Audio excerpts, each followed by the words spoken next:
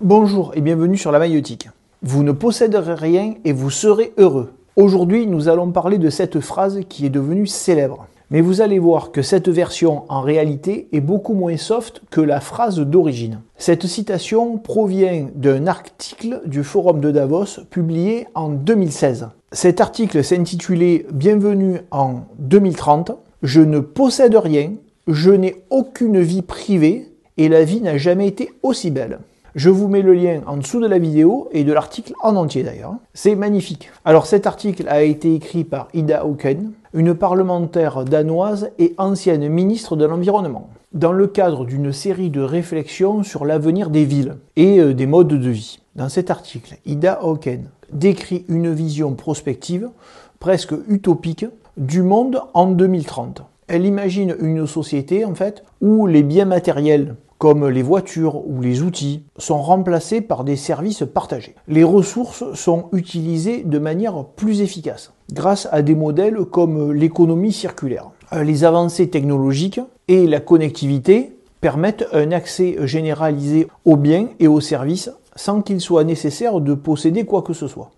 Donc en fait, pour faire simple, vous imaginez une application où tout est partagé, c'est-à-dire votre voiture, la voiture, vous la prenez, elle est en bas de chez vous, une fois c'est votre voisin ou un autre voisin qui la prend, tout est optimisé, donc finalement elle roule tout le temps. Les outils c'est pareil, c'est les uns et les autres, tout est sur une application par exemple et tout est partagé. Voilà, c'est ça l'histoire des connectivités et des services et des biens partagés. Donc un mot sur cette fameuse ministre qui a écrit cet article.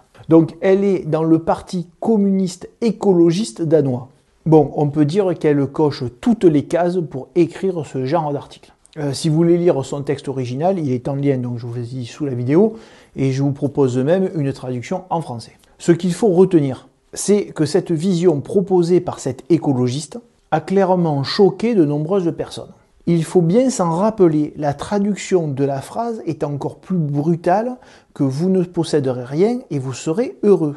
Littéralement, elle dit « je ne possède rien, je n'ai plus de vie privée et la vie n'a jamais été aussi belle ». Et c'était un article publié sur le site du Forum de Davos. Bon, bref. Alors, quand on entend « je n'ai aucune vie privée », cela soulève immédiatement des questions. Cela sous-entend un monde où tout est sous surveillance. Contrôle vidéo avec les caméras, traçage des échanges financiers par une monnaie numérique ou la carte bleue, enfin plus d'espèces en fait, localisation en temps réel avec la voiture ou votre téléphone, et même une analyse constante de tout ce que l'on dit sur les réseaux sociaux et tout ce que l'on fait, puisque quand vous achetez quelque chose, vous êtes tracé aussi. Et ce n'est pas n'importe quel article, il a été publié sur le site du Forum de Davos, ce qui signifie qu'il a été assumé par cette organisation. Bon, pour le moment, il n'y a pas vraiment de pays pour lequel le communisme a vraiment marché. Alors maintenant, point important, pourquoi est-ce qu'elle parle de 2030 ? 2030, ce n'est pas vraiment une date qui a été choisie au hasard. C'est vraiment une année symbolique pour de nombreuses initiatives internationales, et en particulier les objectifs de développement durable. Les Nations Unies visent à transformer les sociétés d'ici 2030. De nombreuses entreprises et de gouvernements ont également fixé des objectifs pour réduire leurs émissions de carbone d'ici 2030. Il est donc plus que probable que Ida Auken ait choisi cette date pour s'inscrire dans ce calendrier d'efforts globaux. D'un autre côté, cet objectif de 2030 ne repose pas seulement sur des objectifs climatiques. Donc d'après elle, la raréfaction des énergies fossiles forceront les sociétés à avoir des modèles économiques plus durables, comme le partage et l'économie circulaire. Cela fait écho à des préoccupations soulevées par le Club de Rome, une organisation célèbre pour ses réflexions sur les limites de la croissance. Bref, petit rappel, le Club de Rome en 1972 a publié un rapport basé sur des modèles informatiques qui simulaient les effets de la croissance économique sur les ressources naturelles.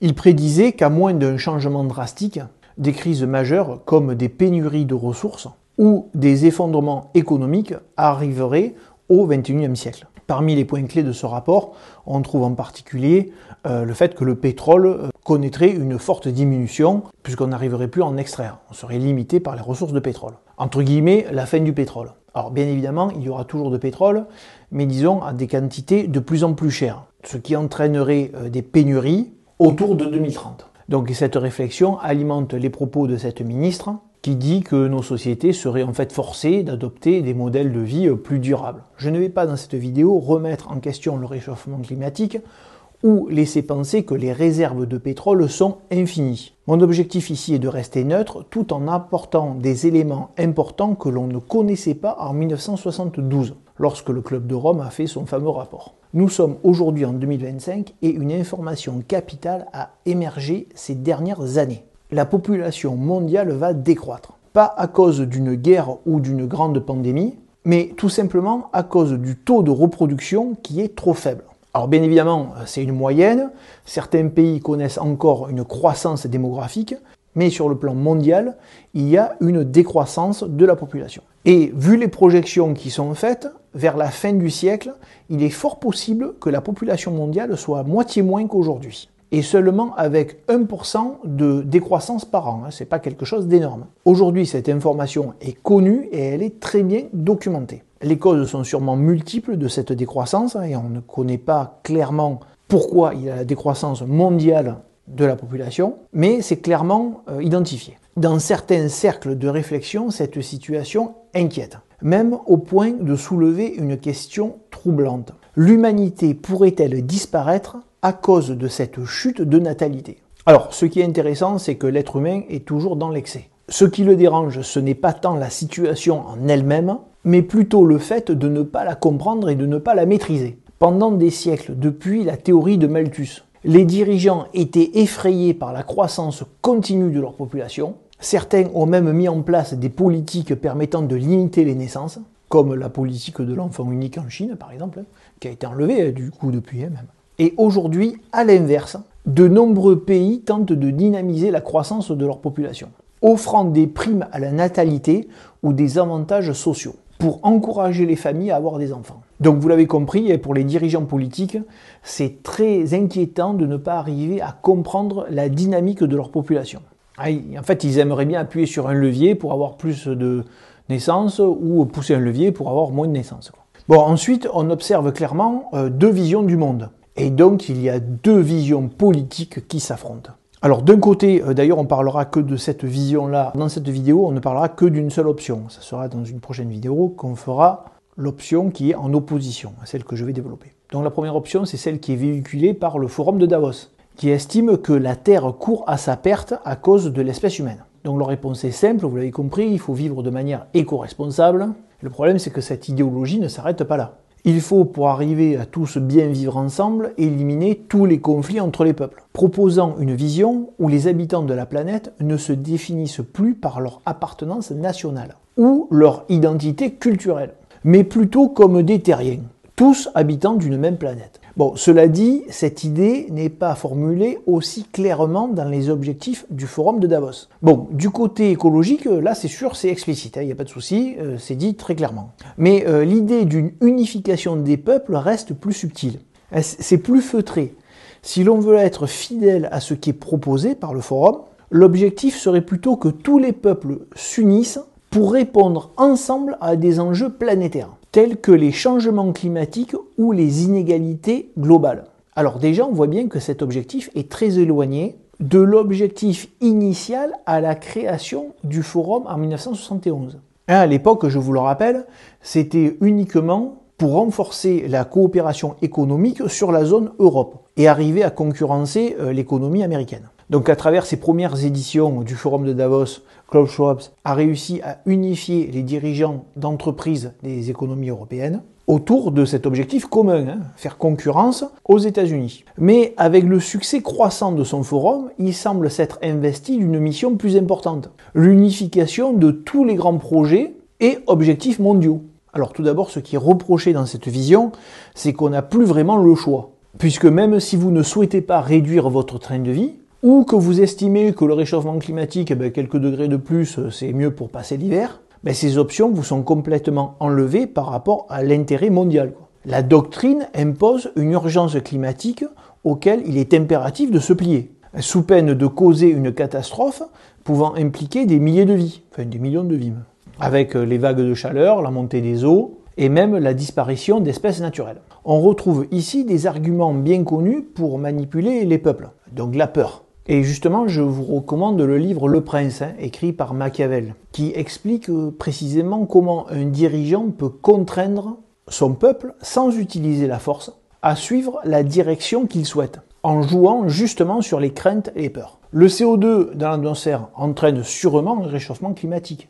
Mais est-ce qu'il est vraiment en adéquation avec un agenda politique de 5 ans, 10 ans, même 50 ans? Alors vous allez voir que ça va être intéressant parce que maintenant on va passer aux contradictions qui sont soulevées par des économistes sur ce que propose le Forum de Davos. Premièrement, la mondialisation elle-même, soutenue par le Forum de Davos, contribue grandement au réchauffement climatique. Si on voulait vraiment réduire les émissions de CO2, ne faudrait-il pas remettre en question les économies globalisées qui reposent sur des chaînes de production internationales? Le transport de marchandises sur de longues distances est l'un des principaux contributeurs aux émissions de gaz à effet de serre. Alors je ne veux pas trop dire de bêtises, mais j'ai prévu de vous faire une petite vidéo dessus. Il me semble qu'un supertanker par jour consomme l'équivalent de tout ce que la France consomme par jour d'énergie. Au moins d'énergie fossile. Donc deuxièmement, dans les contradictions, si on regarde le comportement des personnes qui se réunissent à Davos, tous ces leaders, tous ces influenceurs,